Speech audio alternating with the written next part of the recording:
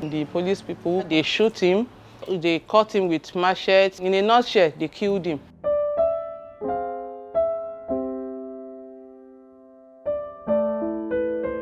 He was going to visit a friend at Owode Egba on the 24th before he was kidnapped. So the kidnappers called us with his phone, called some families for ransom. So when he was kidnapped, those kidnappers, they said they are requesting for, I think they firstly started with 100 million naira, that they want it as ransom. We went to Owode police station because that was where they kidnapped him. So they said there was no report about kidnapping or so. So we reported to them that my dad was kidnapped, that they asked for ransom. The DPO to Owode police station Egba said, we have to pay the ransom because there's nothing they can do to it. Because he told us that there was a time they kidnapped one of their maybe IG or colleagues, that they paid the ransom for them. So we are not to pay the ransom. We go to trackers. They track my dad's number just to get where he was. So they later know he was in Owode bush, Owode area. So we paid the trackers to track him. So the day we wanted to pay the ransom, we called them, we are bringing the money to them.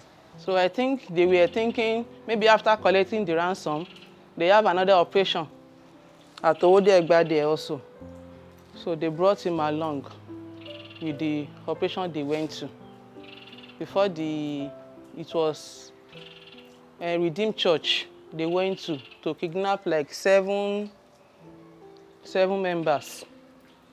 So the church members went ahead to call for security people to come and rescue them. So there was police and so safe in the bush to rescue the people they kidnapped in the church. So after they were looking for people they kidnapped, they tried to rescue the people, which were 7 people at the Redeemed Church. So along the run, maybe when they were looking for the kidnappers, they saw my dad crawling in the bush, not knowing he was also among the victims. So they saw him crawling, thinking he was also a kidnapper. So at far, they shoot him, they cut him with machetes. In a nutshell, they killed him. So in the video I saw, they even drawing his corpse on the floor. They even slap his corpse.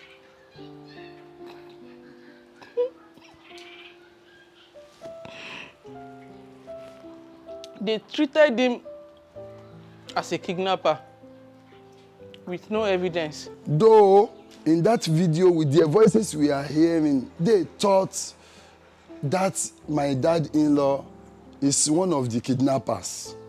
We later go to mortuary at Owode. My dad was laid outside the mortuary. Outside the morgue, not inside the morgue. So they didn't allow my wife because they know that she's a woman. Then they allowed me to go there, When I reached where the corpse is already floated. So awful. We later paid the mortuary attendants some amount of money, like 160,000, just to give him the treatment so we can give him a nice burial on the 8th of July. He was buried on the 8th of July.